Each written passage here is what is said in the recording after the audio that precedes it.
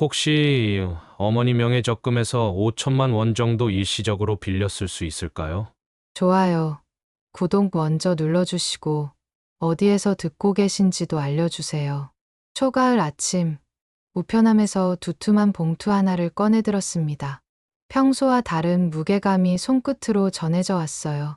봉투 왼쪽 상단에 인쇄된 서울가정법원이라는 글자가 눈에 들어왔습니다. 74년을 살아오면서 법원 봉투를 받아본 적은 처음이었어요. 방송국에서 자막 교정일을 하던 시절 수많은 대본을 다뤄왔지만 이런 공식적인 서류는 또 다른 느낌이었습니다. 봉투의 모서리를 조심스럽게 손끝으로 다듬어가며 천천히 집 안으로 들어갔어요. 혼자 사는 아파트는 조용했습니다. 거실 테이블에 앉아 봉투를 뜯었어요. 한정우견 심판 청구서 송달이라는 제목이 첫 줄에 적혀 있었습니다. 읽어내려가니 신청인은 아들 태진이, 피신청인은 저였어요. 내 판단은 아직 내 것인데 혼잣말이 나왔어요. 방송국 시절부터 길러온 습관대로 중요한 내용은 형광펜으로 표시하며 차근차근 읽어나갔습니다.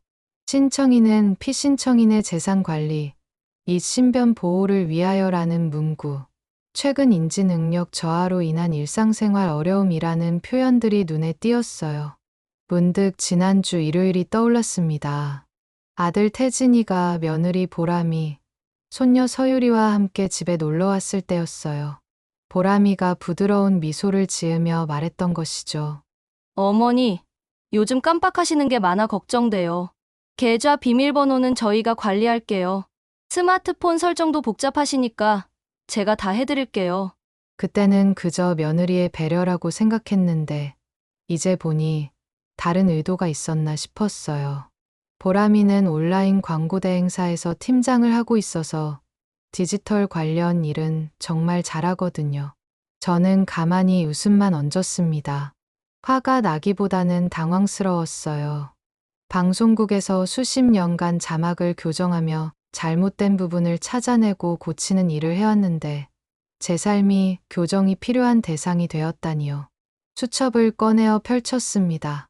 방송국 시절부터 써온 습관으로 매일의 일정과 중요한 일들을 빼곡히 적어놓은 수첩이었어요.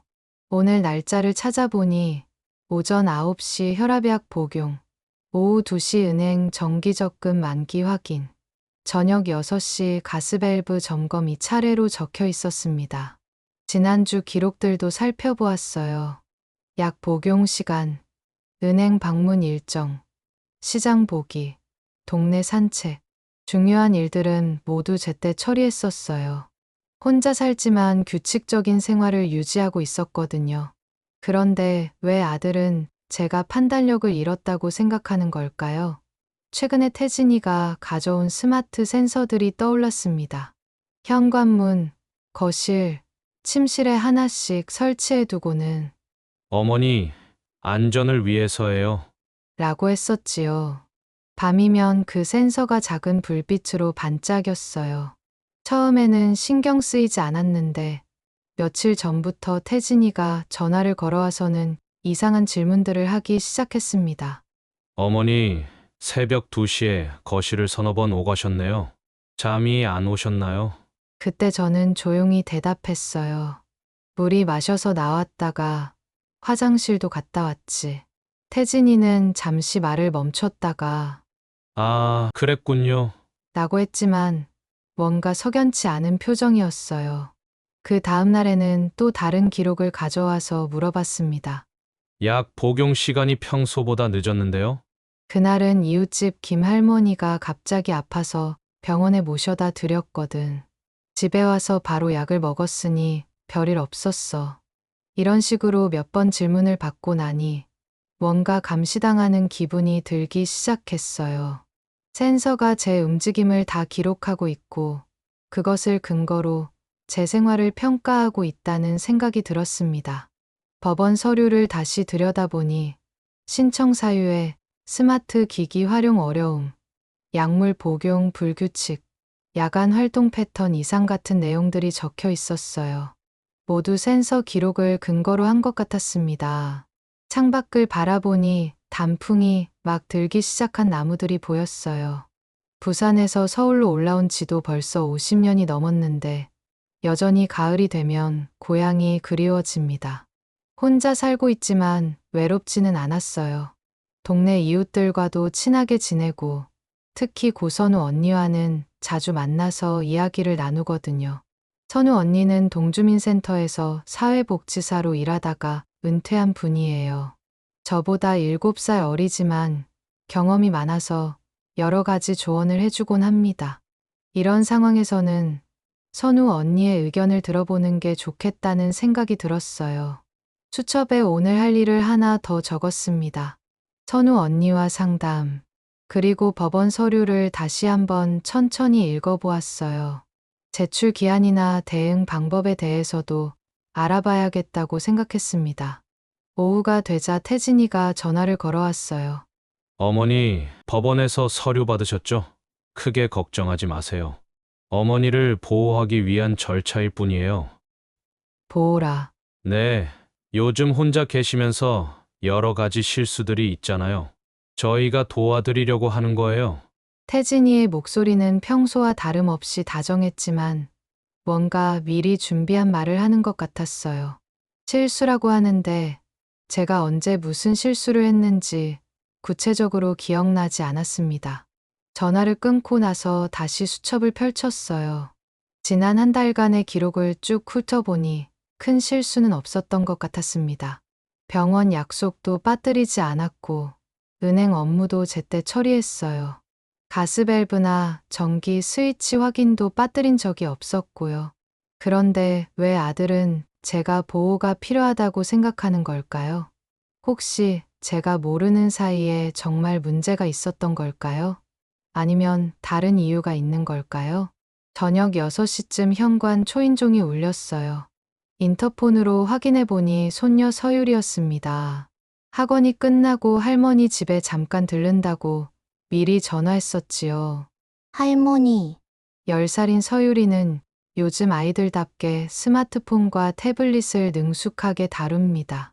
할머니 집에 올 때마다 숙제를 도와달라고 하거나 반대로 저에게 디지털 기기 사용법을 알려주곤 해요. 할머니, 오늘 무슨 일 있으셨어요? 표정이 좀 이상해요. 서율이는 아이답지 않게 눈치가 빨라요. 어른들이 무슨 일로 고민하고 있는지 금방 알아차리곤 합니다. 할머니가 좀 복잡한 일이 생겼는데 괜찮아. 할머니, 혹시 아빠가 또 이상한 소리 했어요? 서율이의 말에 깜짝 놀랐어요. 아이가 뭔가 알고 있는 것 같았거든요. 서율아, 너 뭔가 알고 있는 거니? 요즘 아빠랑 엄마가 할머니 얘기를 자주 해요. 할머니가 깜빡 혼자 있으면 위험하다고요. 그런데 저는 할머니가 전혀 이상하지 않은 것 같은데요. 아이의 솔직한 말에 마음이 좀 놓였어요. 적어도 서율이 눈에는 제가 정상적으로 보인다는 뜻이니까요. 서율이는 1시간 정도 머물다가 집으로 돌아갔어요. 태진이가 데리러 왔거든요. 아빠와 함께 나가면서 서율이가 작은 목소리로 말했어요. 할머니, 힘내세요. 저는 할머니 편이에요. 그 말에 마음이 따뜻해졌어요. 적어도 한 사람은 제 편에 서 있다는 게 큰 힘이 되었습니다. 밤이 되어 잠자리에 들면서 오늘 하루를 정리해 보았습니다. 법원 서류를 받은 것부터 시작해서 태진이의 전화, 서율이와의 대화까지 모든 것을 수첩에 차례대로 적어 넣었어요. 방송국에서 자막을 교정할 때처럼 잘못된 부분이 있는지 다시 한번 점검해 보았습니다. 제 생활에 정말 문제가 있는 건지 아니면 다른 이유가 있는 건지 차근차근 생각해 봐야겠어요. 내일은 선우 언니를 만나서 상의해 봐야겠다고 마음을 먹었습니다. 그리고 법무사 최강현 선생님께도 연락을 드려봐야겠어요. 동네에서 오래 법무사 일을 하시는 분이라 이런 문제에 대해 잘 알고 계실 거예요. 잠들기 전 마지막으로 수첩을 펼쳐 오늘 날짜 옆에 한 줄을 더 적었습니다. 내 판단은 여전히 내 것이다. 그리고 수첩을 덮으며 생각했어요. 74년을 살아온 제 인생에서 가장 중요한 것은 스스로 판단하고 결정할 수 있는 능력이었다고요. 그 능력을 지키기 위해서라면 무엇이든 해야겠다는 마음가짐을 다졌습니다. 다음 날 아침, 평소보다 일찍 일어났어요. 어젯밤 잠이 잘 오지 않아서 새벽 5시쯤부터 뒤척이다가 그냥 일어났습니다. 혈압약을 먹고 간단히 아침 체조를 한 다음 수첩을 펼쳐 오늘 할 일들을 정리했어요. 현관문 옆에 설치된 센서가 작은 불빛으로 깜빡이는 게 보였습니다. 태진이가 설치해둔 것인데 처음에는 별로 신경 쓰지 않았는데 요즘은 자꾸 눈에 띄었어요. 저 작은 기계가 제 모든 움직임을 기록하고 있다고 생각하니 왠지 모르게 불편했습니다. 거실로 나가서 물을 한 잔 마시는데 거실 센서도 똑같이 깜빡이고 있었어요. 침실, 현관, 거실. 제가 어디로 움직이든 센서들이 다 기록하고 있는 거였어요. 아침 8시쯤 태진이가 전화를 걸어와서 센서 기록을 확인했어요. 새벽 5시 20분에 움직임이 감지됐는데 불면증이 있으신가요? 잠이 안 와서 일찍 일어났다고 설명했지만 제 일거수일투족이 다 기록되고 있다는 생각에 기분이 좋지 않았어요.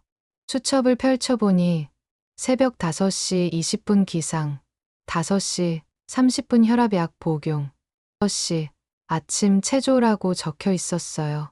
센서는 그냥 움직임으로만 표시하니까 목적 없이 돌아다닌 것처럼 보이겠지만 저에게는 모든 움직임에 다 이유가 있었어요. 오전 10시쯤 선우 언니에게 전화를 걸어 급한 일이 생겼다고 말했어요. 목소리가 평소와 다르다며 걱정하는 선우 언니는 바로 집으로 와주겠다고 했습니다. 30분 후 초인종이 울렸는데 현관 센서가 또 깜빡였습니다. 이제는 누가 와도 센서가 기록할 텐데 태진이가 나중에 또 물어볼 것 같았어요. 선우 언니에게 법원 서류를 보여주고 어제부터 있었던 일들을 차례대로 설명했습니다. 센서 이야기, 태진이의 질문들, 그리고 제가 느끼는 불편함까지요. 선우 언니는 사회복지사로 일하면서 이런 사례를 여러 번 봤다고 했어요. 가족이 노인의 재산이나 일상생활을 관리하겠다며 후견인 신청을 하는 경우가 종종 있다면서 이거 생각보다 심각한 문제라고 했습니다. 제가 정말 요즘 깜빡하는 일이 많아졌는지 묻는 선우 언니에게 수첩을 보여줬어요. 예전보다야 좀 그렇지만 심각한 정도는 아니고 중요한 일은 다 수첩에 적어놓고 확인한다고 말했습니다. 선우 언니가 수첩을 보고는 감탄했어요. 이렇게 체계적으로 기록하는 사람이 인지 능력에 문제가 있다고 하는 건 말이 안 된다고 했습니다. 그때 문득 서유리가 지난번에 했던 말이 생각났어요. 부모님이 할머니 얘기를 자주 한다던 그 이야기요. 서유리가 보기에는 어른들의 상황이 어떻게 보일까 궁금했습니다. 마침 오후 4시쯤 서유리가 학원이 끝나고 할머니 집에 들렀어요. 선우 언니를 보고 인사를 하더니 저에게 다가와서 오늘도 아빠가 핸드폰으로 뭔가 확인했냐고 물었습니다.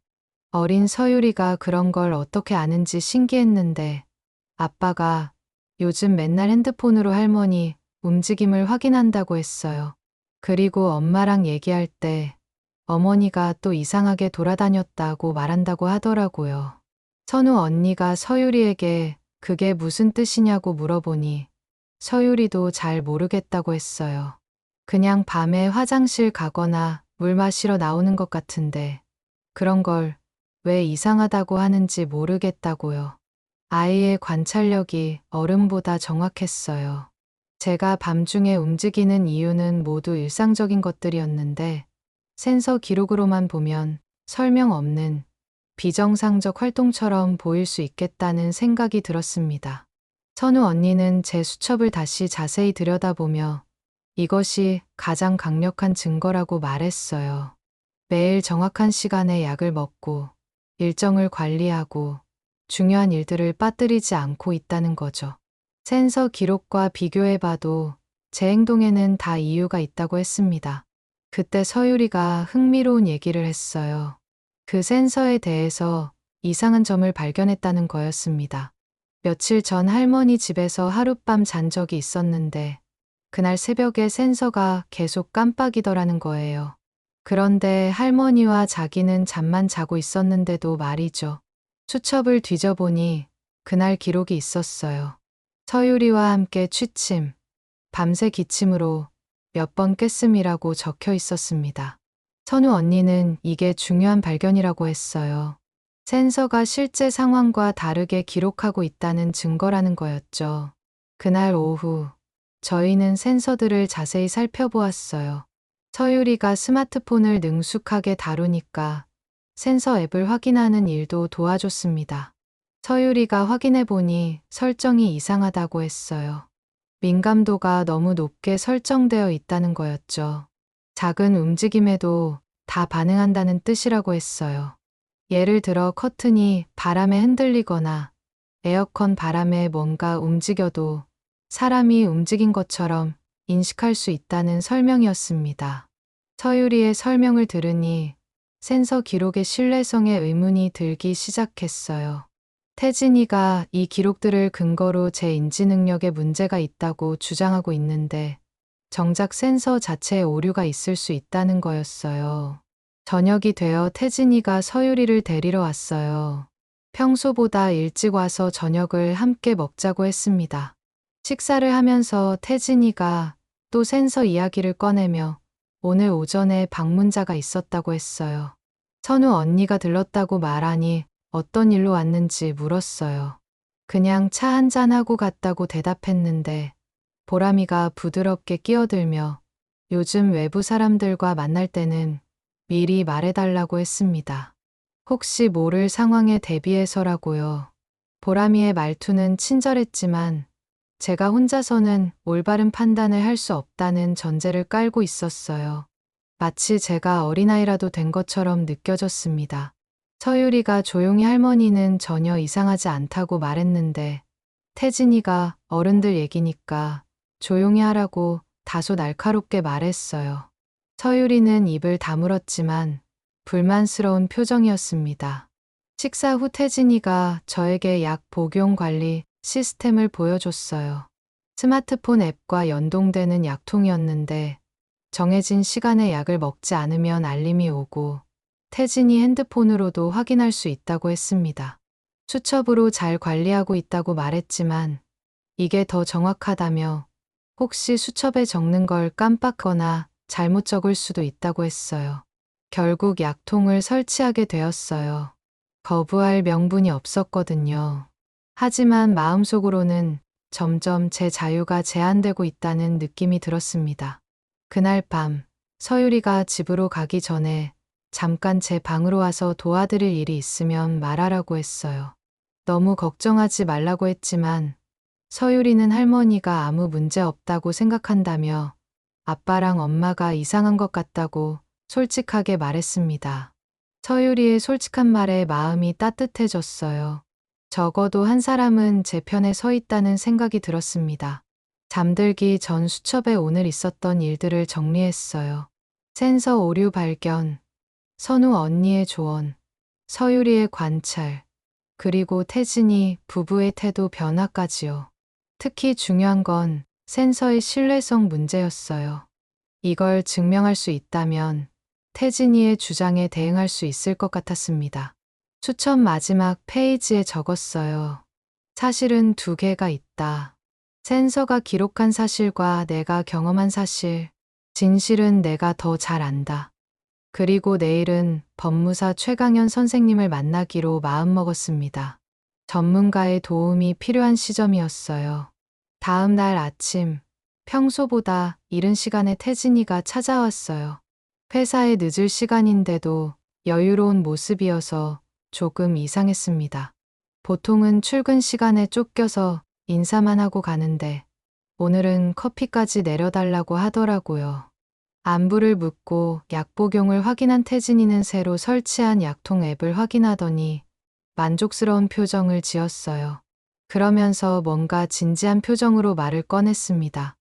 어머니, 사실 제가 요즘 회사 일로 많이 힘들어서요. 모빌리티 스타트업 자금 상황이 어려워졌어요. 얼마나 어려운데. 당장 다음 달까지 브리지 론을 상환해야 하는데 투자 유치가 계획대로 되지 않아서요. 그래서 어머니께 상의드리고 싶은 게 혹시 어머니 명의 적금에서 5천만 원 정도 일시적으로 빌렸을 수 있을까요? 태진이의 고백에 놀랐어요. 평소에 회사가 잘 되고 있다고만 했는데 어려움이 있었다니요. 아들이 어려운 상황에 있다니 도와주고 싶은 마음이 들었지만 그 순간 뭔가 이상한 느낌이 들었어요. 며칠 전부터 제 재산 관리를 도와준다고 하더니 갑자기 돈이 필요하다고 하니까요. 태진아, 그런데 왜 갑자기 내 인지 능력이 문제라고 하는 거야? 그것과 회사 일이 관련이 있는 건 아니지? 아니에요. 어머니, 그건 정말 별개의 문제예요. 어머니 안전을 위해서 필요한 절차고요. 요즘 혼자 계시면서 여러 가지 실수들이 있잖아요. 태진이의 설명을 들으니 뭔가 앞뒤가 맞지 않았어요. 제가 돈을 잘못 쓸까봐 걱정한다면서 동시에 5천만 원을 빌려달라고 하니까요. 그때 보람이가 들어왔어요. 평소보다 일찍 출근하는 것 같은데 집에 들른 모양이었습니다. 태진이와 눈빛을 주고받더니 저에게 제안이 있다고 했어요. 제 재산을 좀 더 체계적으로 관리하겠다는 거였어요. 요즘 같은 세상에는 디지털 금융이나 투자 상품들이 복잡하다면서요. 보람이는 온라인 광고 대행사에서 일하다 보니 디지털 관련해서는 정말 전문가였어요. 말하는 것도 논리정연하고 설득력이 있었습니다. 제 모든 계좌와 투자 현황을 정리해주고 비밀번호나 인증서 같은 것들도 안전하게 관리해주겠다고 했습니다. 요즘 보이스피싱 같은 사기도 많고 실수로 잘못 누를 수도 있다는 거였어요. 보람이의 제안은 매우 체계적이고 합리적으로 들렸어요. 하지만 동시에 제 모든 금융 권한을 넘겨달라는 뜻이기도 했습니다. 그런데 보람아, 그렇게 되면 내가 내 돈을 쓰려고 해도 너희한테 물어봐야 하는 거 아니야? 아니에요, 어머니. 어머니가 원하시는 건 언제든지 할 수 있어요. 다만 큰 금액이 나갈 때는 저희가 한번 검토해드리는 거예요. 그리고 유언 대용 신탁 같은 것도 미리 준비해두시면 나중에 편하실 거예요. 유언대용 신탁이라는 말에 깜짝 놀랐어요. 그건 제가 죽은 후의 재산 처리에 관한 것 아닌가요? 아직 죽을 생각 없다고 말하니 보람이가 당황하며 그런 뜻이 아니라 미리 준비해두면 나중에 편하다고 해명했습니다. 하지만 이미 제 마음속에는 의문이 커지고 있었어요. 처음에는 인지능력 문제라고 하더니 이제는 재산관리 문제, 심지어 유언까지 얘기하니까요. 그때 서유리가 학교 가기 전에 인사하러 왔어요. 어른들이 진지하게 얘기하고 있는 걸 보고 뭘 그렇게 심각하게 얘기하는지 물었어요. 태진이가 어른 얘기니까 그냥 학교 가라고 했지만 서유리는 호기심 많은 아이라 쉽게 물러서지 않고 할머니 돈 얘기냐고 물었습니다.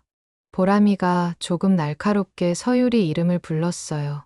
서유리는 놀란 표정으로 저를 바라보며 괜찮은지 물었고 괜찮다며 학교 가라고 말했습니다. 서유리가 나간 후 어색한 침묵이 흘렀어요. 태진이가 너무 복잡하게 생각하지 말라며 자신들이 저를 위해서 하는 일이라고 했어요. 알겠다고 하면서도 생각할 시간이 필요하다고 말했습니다. 태진이는 물론이라고 하면서도 너무 오래 고민하지는 말라고 했어요. 시간이 지날수록 상황이 복잡해질 수도 있다는 거였어요. 은근한 압박감이 느껴졌습니다. 빨리 결정하라는 뜻으로 들렸어요. 두 사람이 출근하고 나서 혼자 생각해보니 상황이 점점 명확해지는 것 같았어요. 아들은 회사 자금난 때문에 급하게 돈이 필요하고 며느리는 제 재산 관리권을 가져가려고 하고 있었어요. 그리고 그 명분으로 제 인지 능력에 문제가 있다고 주장하고 있는 거였죠. 하지만 확실한 건 없었어요. 혹시 정말로 제 안전을 걱정해서 하는 일일 수도 있으니까요. 아들과 며느리를 의심하고 싶지는 않았지만 동시에 제 권리를 포기할 수도 없었습니다. 점심때 선우 언니에게 전화를 걸어 상황을 설명했어요. 선우 언니는 이거 심각하다고 했어요. 후견 신청과 재산 관리가 동시에 나온 거면 계획적으로 준비한 것 같다고요. 특히 유언대용 신탁까지 얘기했다면 저를 완전히 무력화시키려는 거라고 했습니다. 선우 언니의 말에 등골이 서늘해졌어요. 혹시 제가 너무 의심이 많은 건 아닐까 했는데 객관적으로 봐도 이상한 상황이었던 거죠. 그럼 어떻게 해야 할까? 일단 법무사 최강현 선생님부터 만나보자. 그리고 의료진 검사도 받아야 하고. 오후에 최강현 법무사 사무실을 방문했어요. 동네에서 오랫동안 법무사 일을 해오신 분이라 믿을 만했습니다. 상황을 대략 들어보니 조심스러운 부분이 많다고 하시더라고요. 최 선생님은 법원 서류를 자세히 검토하시더니 설명해 주었어요. 한정후견이 인정되면 제 재산 처분권이 상당 부분 제한된다고 했어요. 그리고 후견인이 된 가족이 제 동의 없이도 은행 거래, 부동산 처분, 의료진 결정 등 거의 모든 중요한 결정을 할 수 있다고 했습니다. 그제서야 상황의 심각성을 깨달았어요. 단순히 도움을 받는 게 아니라 제 권리를 거의 포기하는 거였던 거죠. 어떻게 대응해야 할지 물어보니 일단 제가 정상적인 판단 능력을 가지고 있다는 걸 증명해야 한다고 했어요. 의료진 검사, 일상생활 기록, 그리고 센서 기록의 문제점들을 지적하는 거라고 했습니다. 최 선생님의 조언을 듣고 집에 돌아와서 오늘 있었던 일들을 수첩에 정리했어요. 태진이의 자금 요청, 보람이의 재산 관리 제한, 유언대용 신탁 얘기까지지. 이제 상황이 분명해졌어요. 이건 단순한 보호가 아니라 제 재산과 권리를 가져가려는 계획이었던 거죠.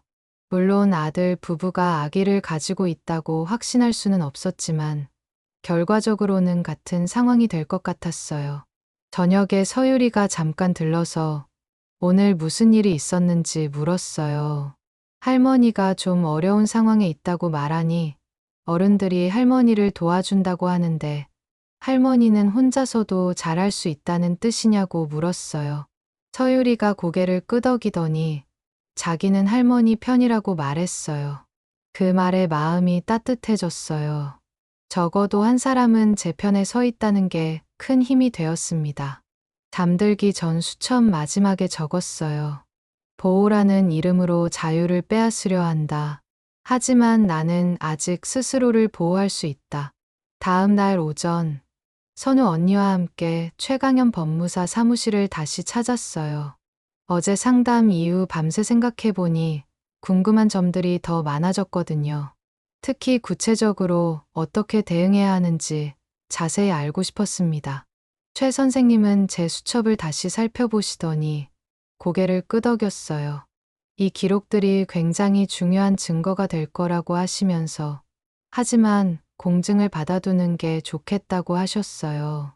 나중에 본인이 직접 기록한 게 맞느냐, 언제 기록한 거냐, 같은 문제가 제기될 수 있다는 거였어요. 공증을 받으면 그런 의혹을 차단할 수 있다고 했습니다. 그 다음은 센서 관련 문제였어요. 어제 말씀드린 센서 오작동 건이 정말 중요하다고 하셨어요.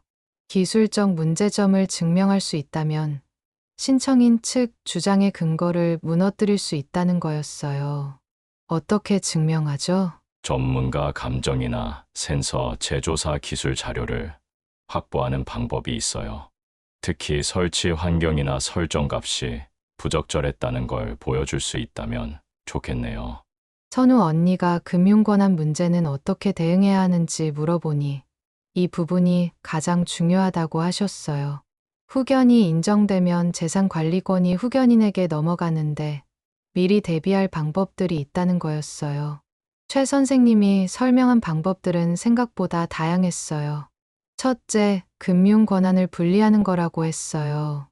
의료 결정권과 재산 관리권을 각각 다른 사람에게 위임하거나 특정 금액 이상은 본인 동의를 받도록 하는 거였어요. 그게 가능한지 물어보니 물론이라고 하셨어요. 전부 아니면 전무가 아니라 필요한 부분만 선택적으로 위임할 수 있다는 거였어요. 두 번째는 접근권 회수라고 했어요. 현재 디지털 기기나 계좌 접근권을 가족이 가지고 있다면 이걸 본인이 직접 관리하도록 되돌리는 거였어요. 이건 정말 중요한 얘기였어요.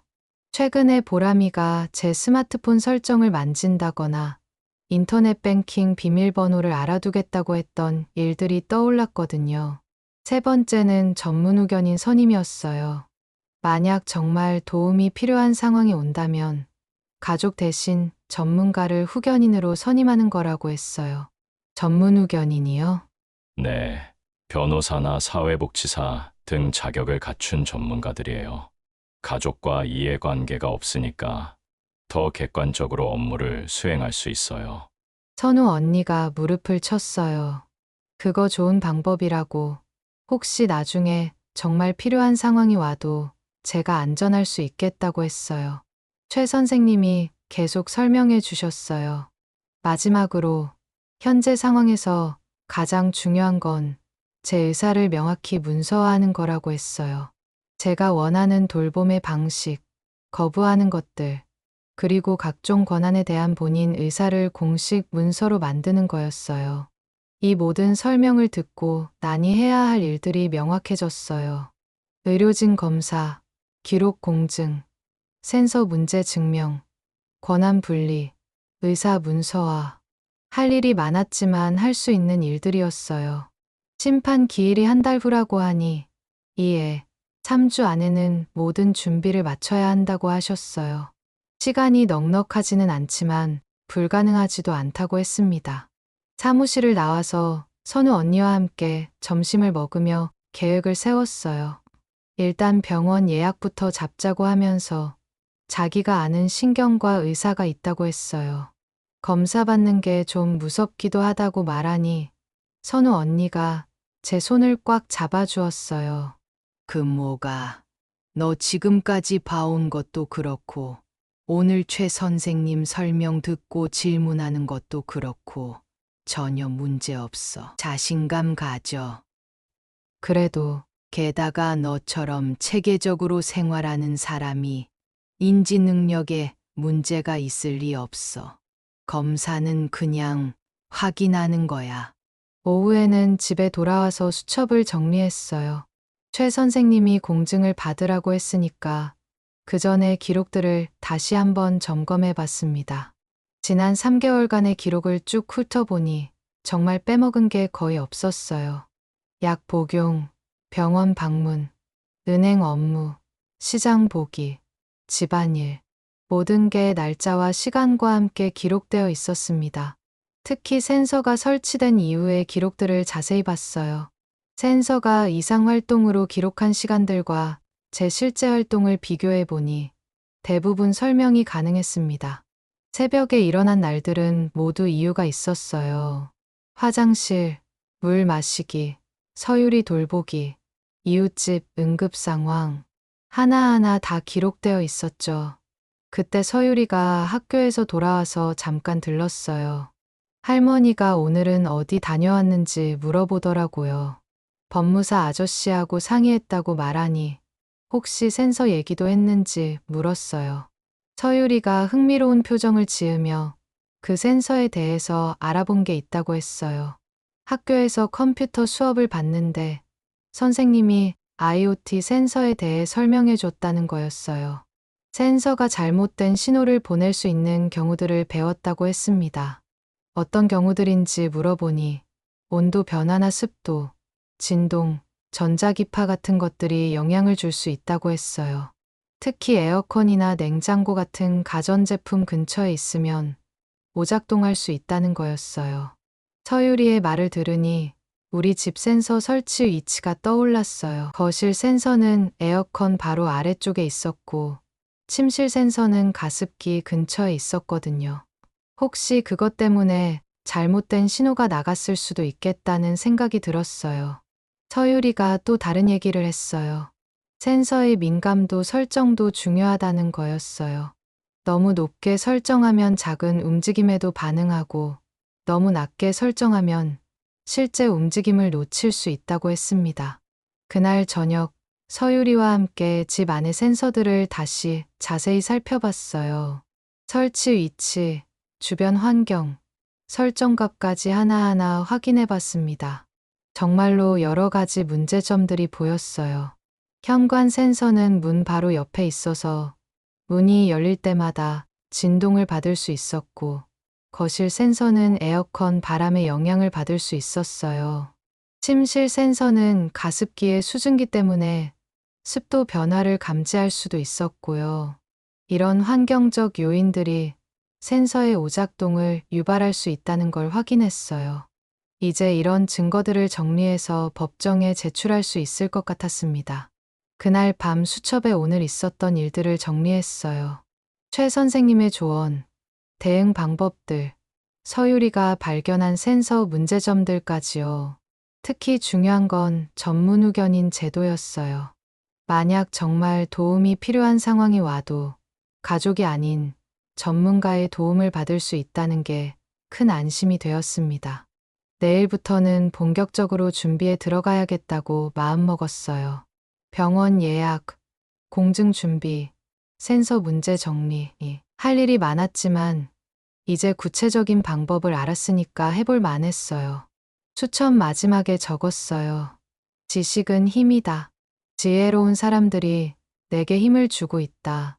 다음 날 오후, 태진이가 전화를 걸어왔어요. 오늘 저녁에 가족회의를 하자고 했습니다.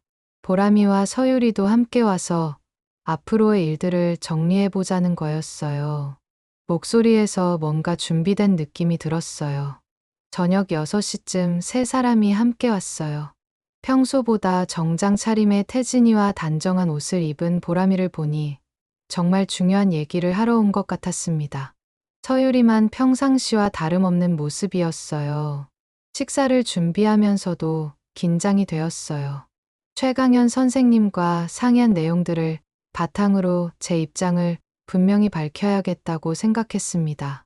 방송국에서 자막을 교정할 때처럼 정확하고 분명한 언어로 말해야 한다고 마음먹었어요.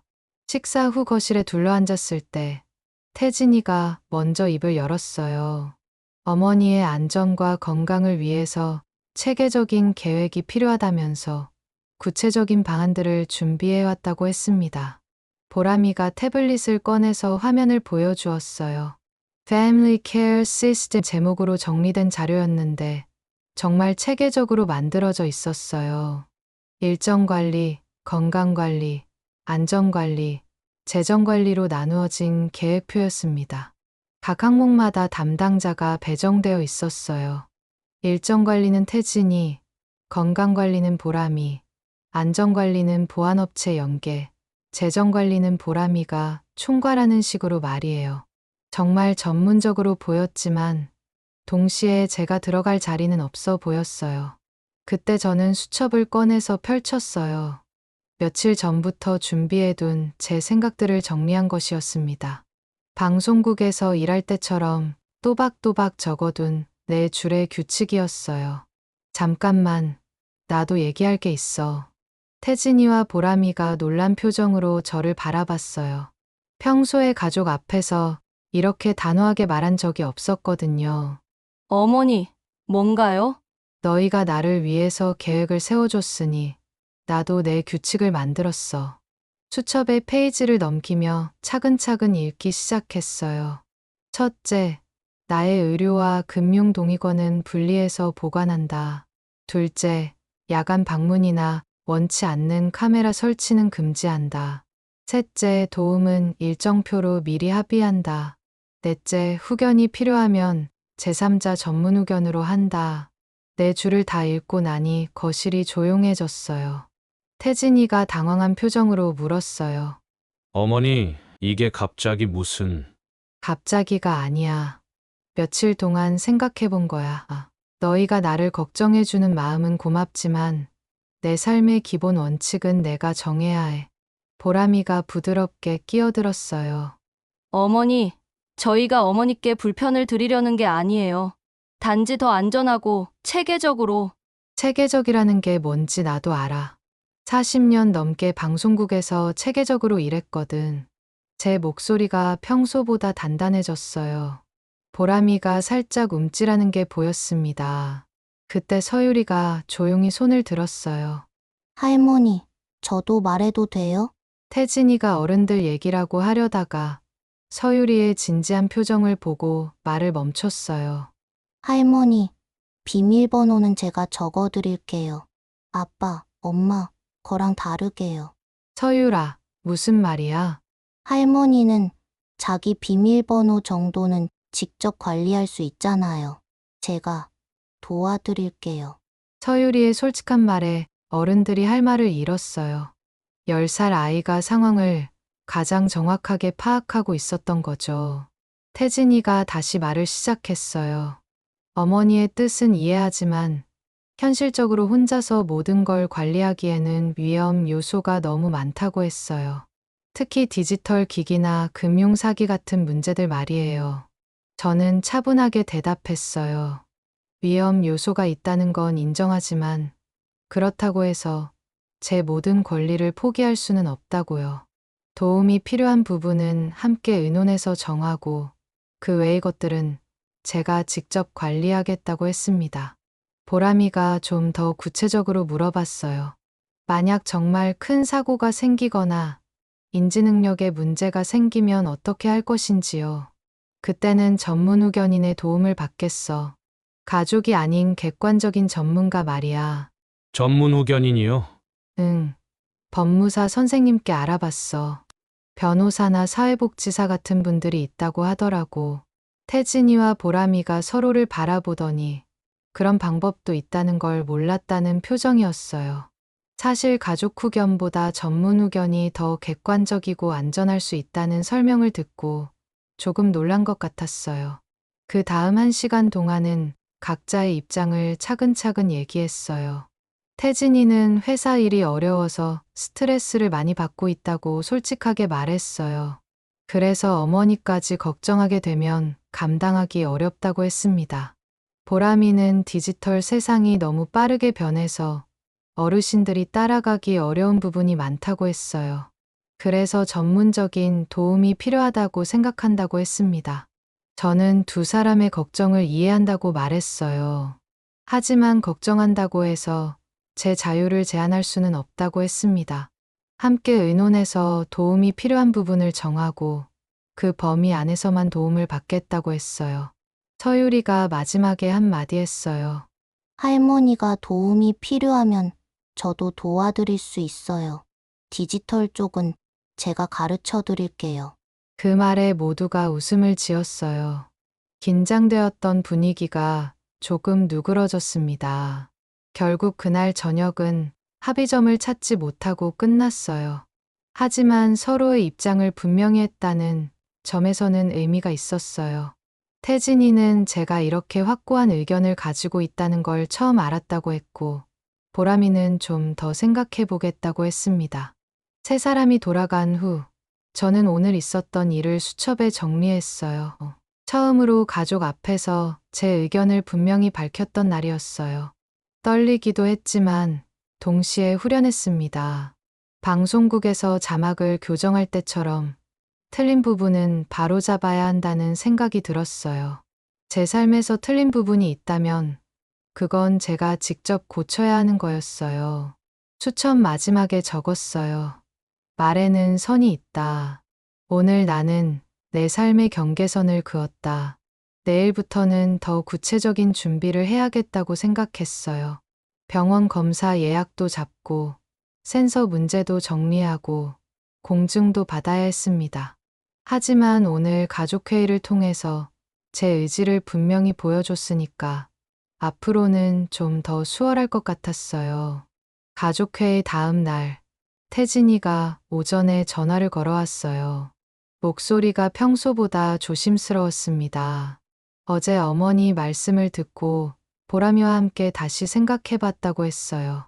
어머니의 의견을 존중해서 좀 더 합리적인 방안을 찾아보자고 했습니다. 오후에 보람이가 혼자 찾아왔어요. 어제와는 달리 평상복을 입고 온 모습이 한결 편안해 보였습니다. 차를 마시며 차근차근 얘기를 나눠봤어요. 어머니, 어제 말씀해주신 4가지 규칙, 저희가 다시 검토해봤어요. 그래, 일리가 있는 부분들이 많더라고요.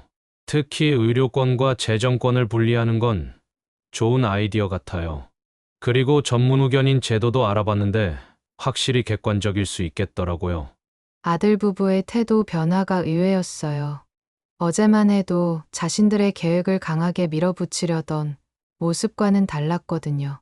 그럼 어떻게 하자는 거야? 우선 당장 급한 건 아니니까 어머니가 원하시는 대로 해보시는 게 어떨까요? 대신 정말 도움이 필요하신 일이 있으면 언제든 말씀해 주시고요. 보람이의 제안은 합리적으로 들렸어요. 갑작스러운 태도 변화가 조금 의아하긴 했지만 일단 제 의견을 받아들여 준다니 다행이었습니다. 그날 저녁부터 며칠간은 정말 평온했어요. 태진이도 센서 관련해서 계속 묻던 질문들을 하지 않았고, 보람이도 제 스마트폰이나 계좌 얘기를 꺼내지 않았어요. 서유리만 가끔 들러서 할머니는 괜찮은지 물어보곤 했습니다.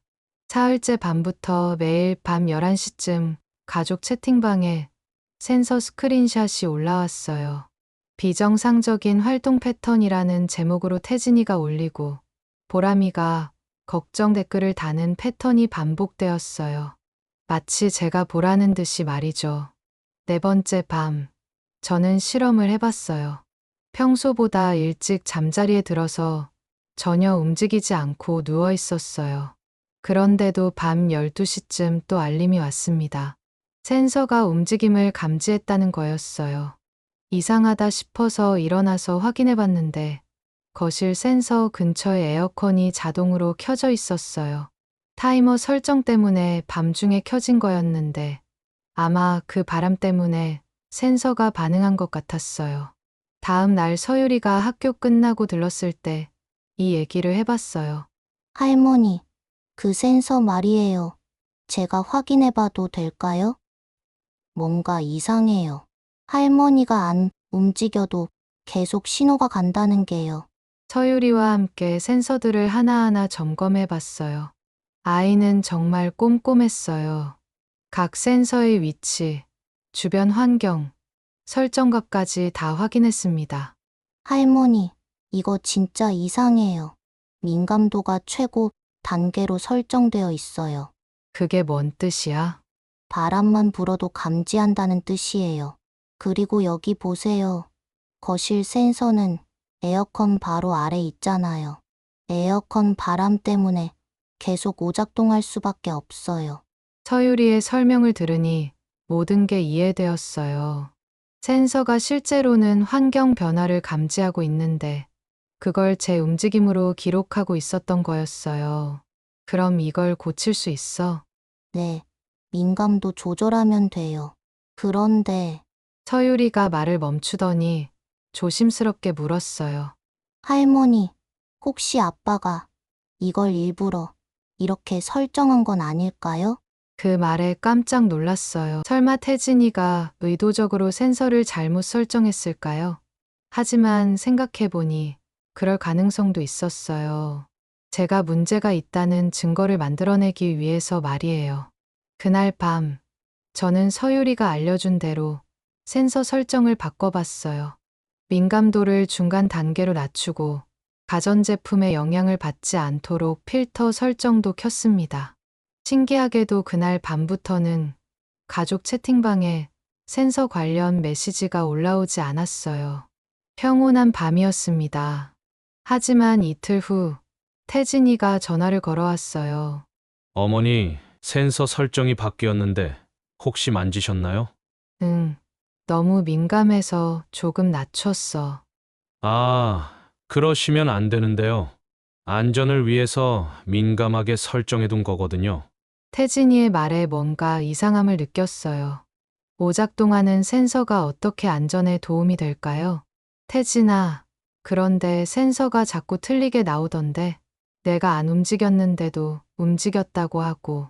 그런 경우도 있어요. 하지만 놓치는 것보다는 예민한 게 나아요. 태진이의 설명은 억지스러웠어요. 하지만 더 이상 따지고 싶지 않았습니다.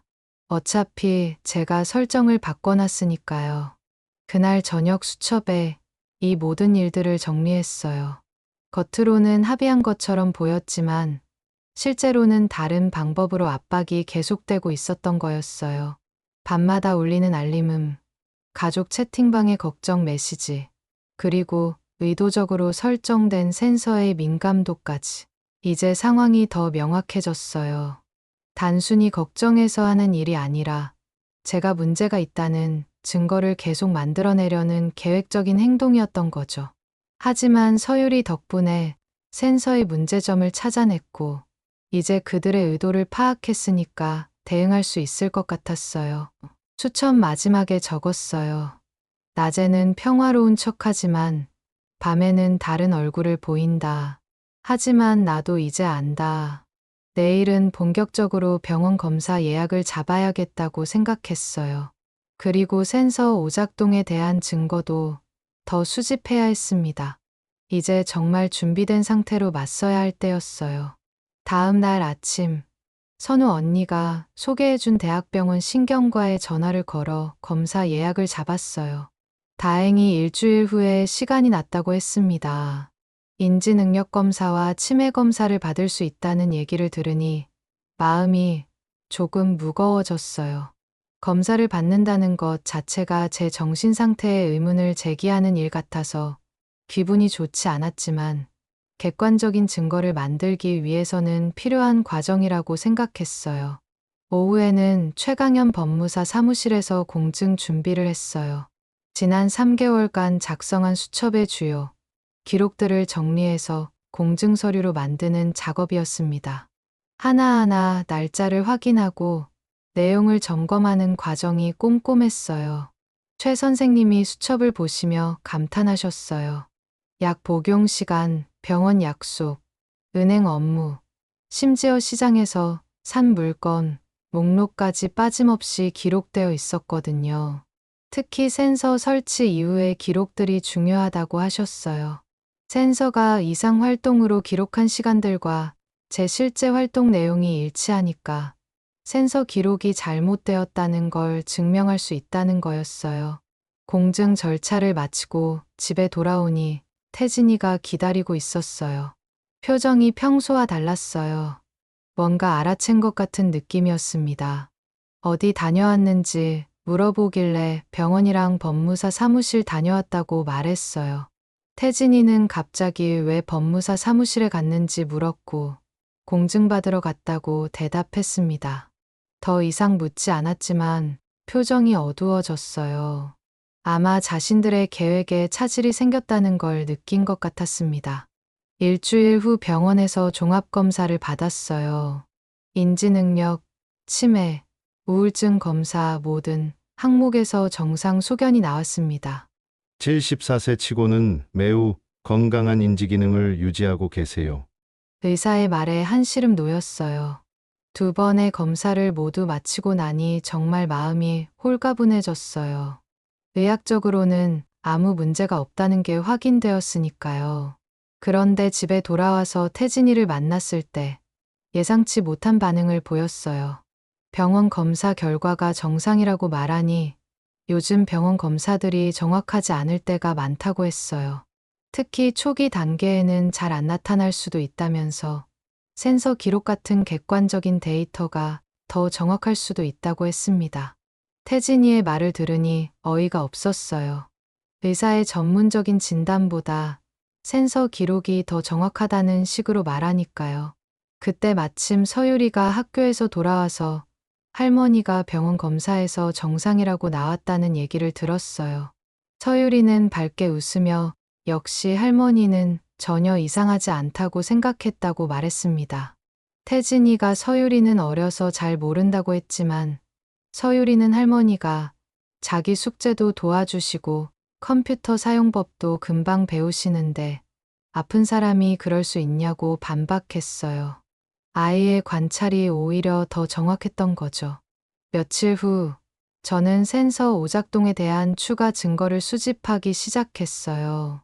서유리가 도와줘서 센서 제조사의 기술 자료도 찾아봤고 설치 환경의 문제점들도 사진으로 찍어두었습니다. 특히 중요한 건 센서 설정 값의 변화 기록이었어요. 서유리가 확인해 보니 센서 앱에는 설정 변경 이력이 남아 있었어요. 언제 누가 민감도를 최고 단계로 올렸는지 기록되어 있었던 거죠. 할머니, 이거 보세요. 센서 민감도를 올린 시간이 밤 11시예요. 할머니가 주무실 시간이잖아요. 그럼 누가 올린 거지? 관리자, 권한을 가진 사람이에요. 아마 아빠일 거예요. 서유리의 발견으로 태진이가 의도적으로 센서를 조작했다는 증거를 확보할 수 있었어요. 이제 법정에서 센서 기록이 조작되었다는 걸 증명할 수 있을 것 같았습니다. 그날 밤 수첩에 지금까지의 성과를 정리했어요. 의료진 검사 정상 소견, 일상생활 기록 공증, 센서 조작 증거 확보까지. 준비할 건 거의 다 준비했어요. 이제 심판 기일까지는 2주 정도 남았어요. 마지막으로 최강현 선생님과 함께 최종 준비를 하면 될 것 같았습니다. 수첩 마지막에 적었어요. 진실은 숨겨지지 않는다. 객관적인 증거들이 나를 지켜주고 있다. 내일은 최 선생님과 만나서 최종 전략을 세워야겠다고 생각했어요. 이제 정말 준비가 끝나가는 것 같았습니다. 드디어 심판 기일이 되었어요. 아침부터 긴장이 되어서 평소보다 일찍 일어났습니다. 수첩에 오늘 할 일을 적으려다가 손이 떨리는 걸 느꼈어요. 74년을 살아오면서 법정에 서본 적이 없었거든요. 선우 언니와 최강현 법무사가 함께 동행해 주기로 했어요. 준비한 서류들을 다시 한번 점검해 봤습니다. 의료진 검사 결과, 공증받은 생활 기록, 센서 오작동 증거 자료까지 할 수 있는 준비는 다 했다고 생각했어요. 서울가정법원에 도착하니 태진이와 보람이가 먼저 와 있었어요. 두 사람 모두 정장을 입고 서류 가방을 들고 있었습니다. 보람이는 변호사도 대동하고 있었어요. 정말 치밀하게 준비한 것 같았습니다. 서유리는 학교 때문에 오지 못했지만 어제 저에게 말했어요. 할머니, 꼭 이기세요. 저는 할머니 편이에요. 그 말이 큰 힘이 되었습니다. 재판부에 들어서니 엄숙한 분위기에 압도되었어요. 재판장님은 50대 중반 정도로 보이는 여성 판사였습니다. 차근차근 사건 개요를 설명하시더니 신청인 측부터 의견을 들어보겠다고 하셨어요. 태진이가 일어서서 말하기 시작했어요. 어머니의 안전을 위해서 불가피하게 후견 신청을 하게 되었다면서 최근 인지 능력 저하와 일상생활 어려움을 보여주는 증거들을 제시했습니다. 보람이가 준비한 자료들이 화면에 나타났어요. 센서로 기록된 야간 활동 패턴, 약 복용 불규칙성, 스마트 기기 사용 어려움 등이 그래프와 표로 정리되어 있었습니다. 정말 전문적으로 보였어요. 하지만 저도 준비가 되어 있었습니다. 재판장님이 피신청인 측 의견을 듣겠다고 하시자 최강현 법무사가 먼저 나섰어요. 재판장님, 피신청인은 현재 정상적인 판단 능력을 가지고 계십니다. 의학적 검사 결과와 일상생활 기록을 통해 이를 증명하겠습니다. 최 선생님이 차례대로 증거를 제시했어요. 대학병원 신경과와 정신건강의학과에서 받은 정상 소견서, 3개월간의 상세한 생활 기록, 그리고 센서 오작동에 대한 기술적 분석 자료까지. 특히 센서 설정 조작에 대한 증거가 나왔을 때 재판장님의 표정이 변했어요. 신청인 측에서 제시한 센서 기록에 대해 어떻게 생각하십니까? 재판장님, 해당 센서는 의도적으로 과도하게 민감한 설정으로 조정되었고 가전제품 영향을 받는 부적절한 위치에 설치되어 오작동을 일으킨 것으로 판단됩니다. 재판장님이 태진이를 바라보며 질문했어요. 신청인은 센서 설정을 조작한 사실이 있습니까? 조작이라기보다는 어머니 안전을 위해 민감도를 높게 설정한 것입니다. 그러한 설정 변경을 피신청인의 동의 없이 하셨나요? 태진이가 당황하며 대답했어요. 어머니가 잘 모르실 것 같아서 자신이 임의로 했다고 말했습니다. 재판장님의 표정이 더욱 엄해졌어요. 그리고 제게 직접 질문하셨습니다. 피신청인께서는 현재 일상생활에 어려움을 느끼고 계십니까? 아니요. 재판장님, 저는 혼자서도 충분히 생활할 수 있습니다. 제 수첩을 보시면 아시겠지만 모든 일정과 업무를 체계적으로 관리하고 있습니다. 신청인이 주장하는 재산 관리의 어려움에 대해서는 어떻게 생각하십니까? 재산 관리도 제가 직접 하고 있습니다. 다만 혹시 도움이 필요한 상황이 온다면 가족보다는 전문 후견인의 도움을 받고 싶습니다. 재판장님이 고개를 끄덕이시더니 신청인 측에게 다시 질문했어요. 신청인께서는 현재 사업상 어려움을 겪고 계신가요? 태진이가 깜짝 놀라며 대답했어요. 회사 자금 사정이 어렵긴 하지만 그것과 후견 신청은 별개라고 했습니다. 그런데 피신청인께 5천만 원 대출을 요청하신 적이 있지 않습니까? 재판장님의 질문에 태진이가 말을 잃었어요. 아마 제가 제출한 진술서에 그 내용이 포함되어 있었던 것 같아요. 재판장님, 그건 신청인의 보호 동기가 경제적 사정과 얽혀 있는 것으로 보입니다. 재판장님의 말씀에 법정이 조용해졌어요. 태진이와 보람이의 얼굴이 창백해졌습니다. 재판이 끝나고 복도에서 태진이가 고개를 떨궜어요. 보람이도 말없이 서 있었습니다. 제가 먼저 말을 꺼냈어요. 태진아, 너도 살 길을 찾아야지. 다만 내 삶의 키는 내 손에 있어야 한다. 어머니, 나는 너를 사랑하지만 내 자유를 포기할 수는 없어. 정말 도움이 필요하면 그때 함께 의논하자. 태진이가 고개를 들더니 죄송하다고 말했어요. 회사 일이 너무 힘들어서 판단을 잘못했다고 했습니다. 일주일 후 재판부 결정이 나왔어요. 한정후견 신청 기각이었습니다. 재판장님은 피신청인이 정상적인 판단 능력을 가지고 있으며 신청인의 동기에 경제적 이해관계가 개입되어 있어 후견의 필요성이 인정되지 않는다고 판시했습니다. 그날 저녁 수첩에 적었어요. 법정에서 나는 나 자신을 지켜냈다. 74년을 살아온 경험과 지혜가 헛되지 않았다. 가을 햇살이 로비 바닥을 길게 긋고 있었던 그날이 떠올랐어요. 제 이름, 제 서명, 그리고 오늘의 날짜. 모든 게 여전히 또박또박하게 제 손으로 쓰여지고 있었습니다. 일주일 후 재판부 결정이 나왔어요. 한정후견 신청 기각이었습니다. 태진이가 찾아와서 회사 일이 어려워서 판단을 잘못했어요. 죄송해요. 라며 사과했어요. 이후 새로운 합의서를 작성했습니다. 의료권과 재정권을 분리하되 일상적인 모든 권한은 제가 직접 행사하기로 했어요. 저 안의 센서들도 모두 제거했습니다. 74년을 살아오면서 가장 중요한 것을 배웠어요. 나이가 들어도 자신의 삶을 스스로 결정할 수 있다는 것을요. 윤금옥 할머니는 결국 자신의 권리를 지켜냈습니다. 74년을 살아온 지혜와 용기로 말이죠. 좋아요와 구독으로 함께 해주시고 소중한 이야기들 계속 전해드리겠습니다.